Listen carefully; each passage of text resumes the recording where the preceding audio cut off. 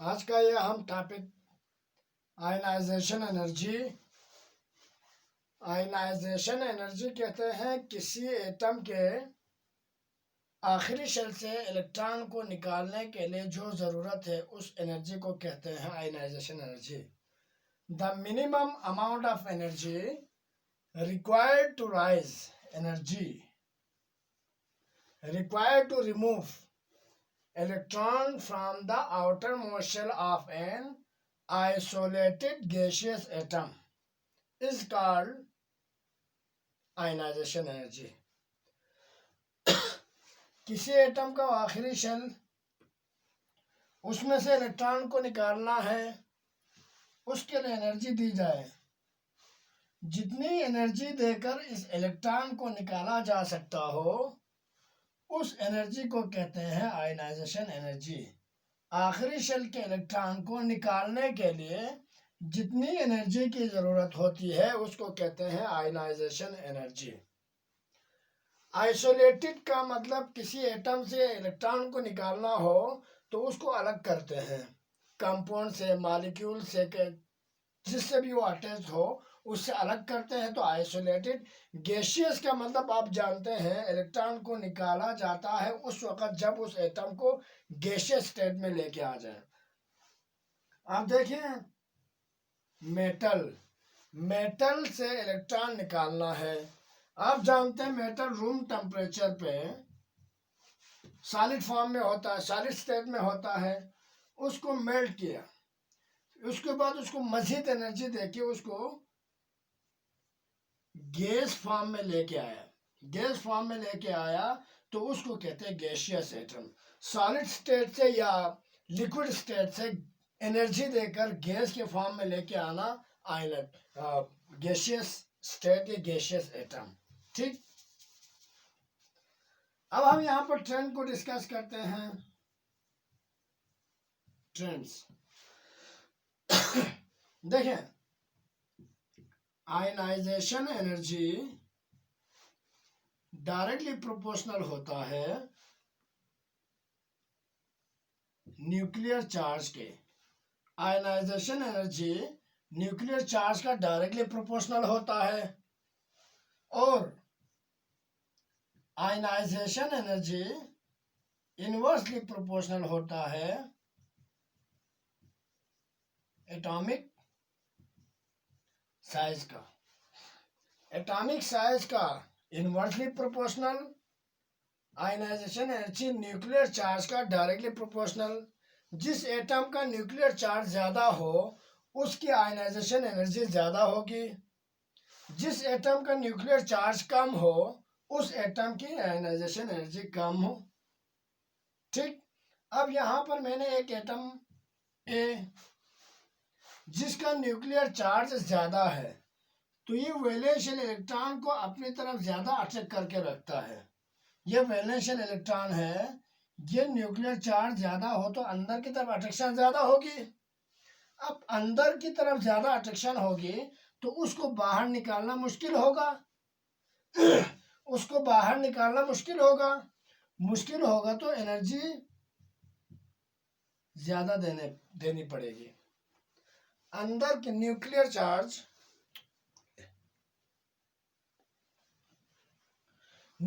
Charge का मतलब nucleus के अंदर चार्ज। न्यूक्लियस के अंदर चार्ज क्या चार्ज होता है? Positive charge. इलेक्ट्रॉन पे नेगेटिव चार्ज होता है। इलेक्ट्रॉन पे नेगेटिव चार्ज, प्रोटॉन पे न्यूक्लियस में ज्यादा प्रोटॉन तो न्यूक्लियर चार्ज ज्यादा।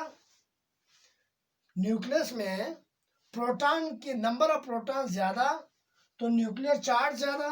अब न्यूक्लियर चार्ज ज्यादा हो तो वैलेंशियल का इलेक्ट्रॉन अंदर की तरफ अट्रैक्शन ज्यादा। अब अंदर की तरफ अट्रैक्शन ज्यादा हो तो उसको निकालना मुश्किल, और उसको निकालना मुश्किल जब मुश्किल हो तो एनर्जी ज्यादा देनी पड़ेगी। ठीक, न्यूक्लियर चार्ज आयनाइजेशन एनर्जी के इनवर्सली प्रोपोर्शनल। एटॉमिक साइज, अब एटॉमिक साइज देखें, एक ए एटम है, एक बी एटम है। एटॉमिक साइज छोटा हो, ठीक, एटॉमिक साइज कम हो तो वैलेंस शेल का न्यूक्लियस से फासला कम, डिस्टेंस कम। डिस्टेंस कम तो वैलेंस शेल का इलेक्ट्रॉन न्यूक्लियस की तरफ अट्रैक्शन ज्यादा। फिर से जरा देखें,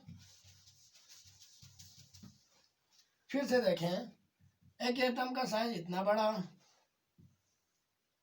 एक एटम का साइज इतना बड़ा, तो मैंने इसको ए कहा, इसको बी कहा।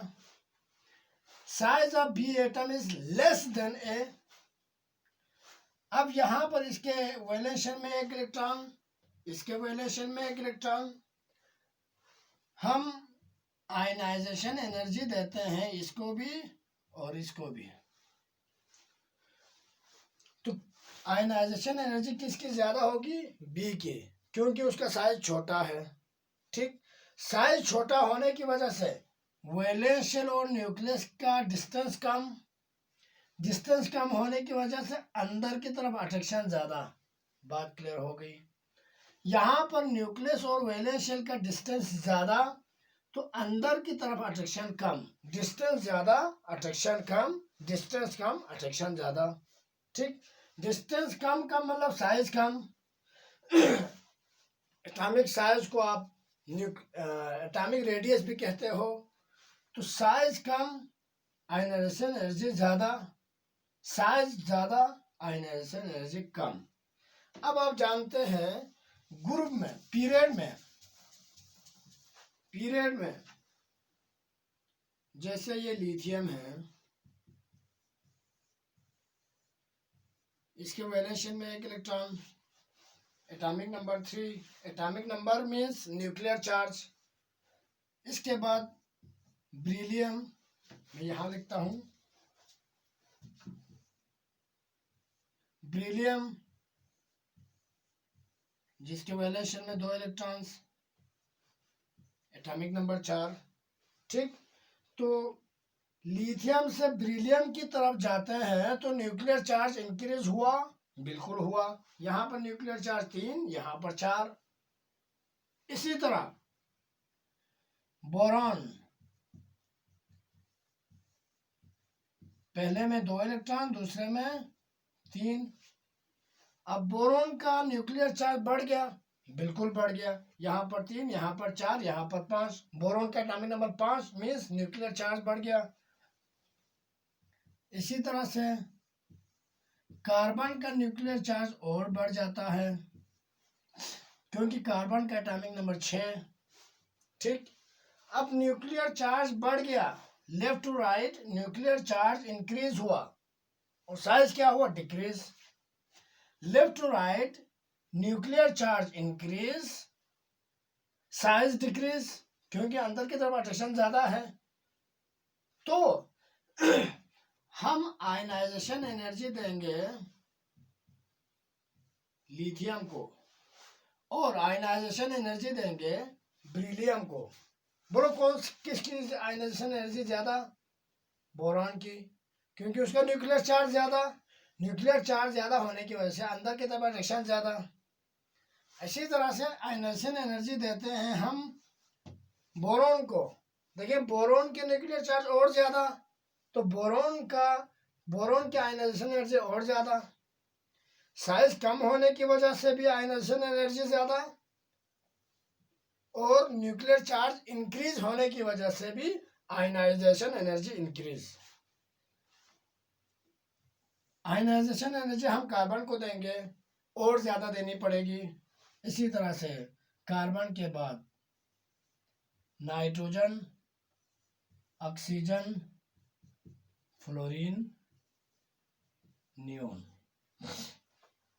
तो left to right nuclear charge increase, size decrease, therefore ionisation energy increase. ठीक, साइज डिक्रीज होने की वजह से अंदर की तरफ अट्रैक्शन ज्यादा, न्यूक्लियर चार्ज इंक्रीज होने की वजह से भी अंदर की तरफ अट्रैक्शन ज्यादा। ठीक, अब हम आपसे पूछते हैं कि सोडियम और मैग्नीशियम, आयनाइजेशन एनर्जी किसकी ज्यादा होगी? मैग्नीशियम की, क्योंकि मैग्नीशियम का न्यूक्लियर चार्ज ज्यादा, साइज कम, इसलिए अंदर की तरफ अट्रैक्शन ज्यादा, एक इलेक्ट्रॉन का अंदर की तरफ ज्यादा अट्रैक्शन। ठीक, इसी तरह मैं आपसे पूछूं क्लोरीन और सल्फर, आयनाइजेशन एनर्जी किसकी ज्यादा होगी? क्लोरीन की, क्योंकि क्लोरीन का न्यूक्लियर चार्ज ज्यादा, साइज कम। ठीक, इसी तरह आप किसी भी पीरियड में लेफ्ट टू राइट देखें, किसकी आयनाइजेशन एनर्जी बढ़ेगी, किसकी कम होगी। बात क्लियर हो गई? Left to right ionization energy increase because size decrease, nuclear charge increase and force of attraction between valence shell और न्यूक्लियस इंक्रीज। क्लियर? अब देखते हैं, अब हम आते हैं ग्रुप पे, ग्रुप की बात करते हैं। हाली ने की रब से फरियाद। देखें, ये हाइड्रोजन और ये लिथियम, लिथियम के दो शेल, हाइड्रोजन का एक शेल। अब देखें साइज बढ़ गया, साइज बढ़ गया, अंदर की तरफ अट्रैक्शन कम, यहाँ पर साइज छोटा है, अंदर के अट्रैक्शन ज्यादा, उसके मुकाबले में लिथियम का साइज ज्यादा, साइज बड़ा, इसलिए अंदर की तरफ अट्रैक्शन कम।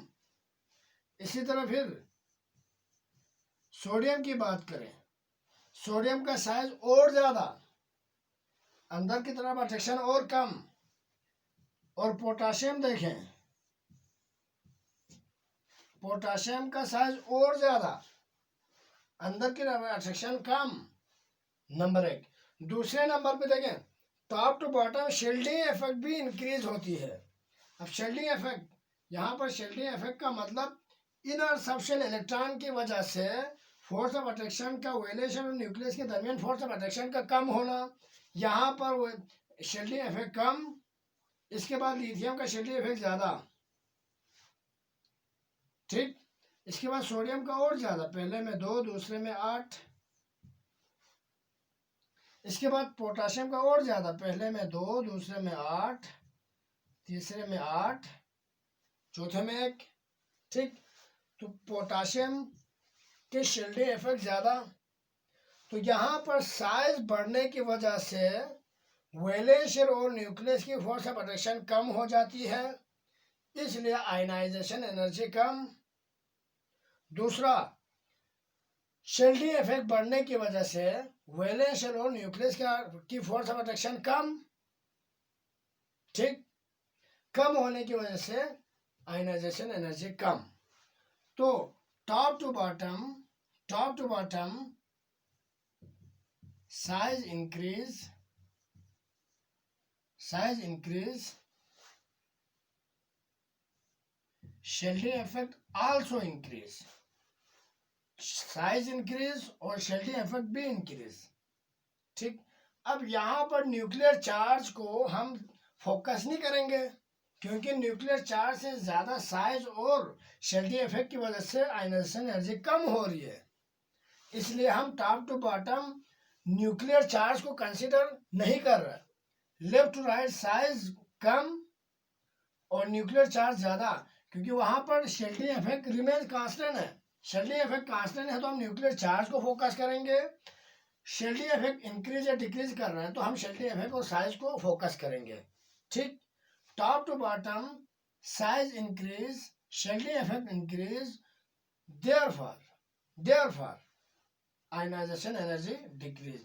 कम एनर्जी देकर आयनाइजेशन एनर्जी, इसके मुकाबले में इसको कम दे दो, इसके मुकाबले में इसको और कम दे दो, इसके मुकाबले में इसको और कम दे दो, उसके मुकाबले में अगले को और कम दे दो और इलेक्ट्रॉन को निकालो, आयनाइजेशन एनर्जी कम होगी, टॉप टू बॉटम कम। अब हम आपसे क्वेश्चन करते हैं, मैग्नीशियम और कैल्शियम, आयनाइजेशन एनर्जी किसकी ज्यादा?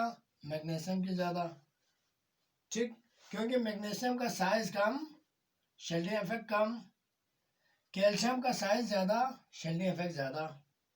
ठीक, इसी तरह एक और क्वेश्चन, फ्लोरीन और क्लोरीन, आयनाइजेशन एनर्जी किसकी ज्यादा? फ्लोरीन की ज्यादा। क्यों? क्योंकि फ्लोरीन का साइज कम, और शेल्टिंग इफेक्ट कम क्लोरीन के मुकाबले में। इसी तरह से ऑक्सीजन और सल्फर की बात करो, किसकी आयनाइजेशन एनर्जी ज़्यादा होगी? ऑक्सीजन की, क्योंकि इसका साइज छोटा है और शेल्टिंग इफेक्ट भी कम है। ठीक, left to right shielding effect constant है, इसलिए हम न्यूक्लियर चार्ज और साइज को फोकस करेंगे। Top to bottom shielding effect बढ़ रही है तो हम शेल्टिंग इफेक्ट और साइज को फोकस करेंगे।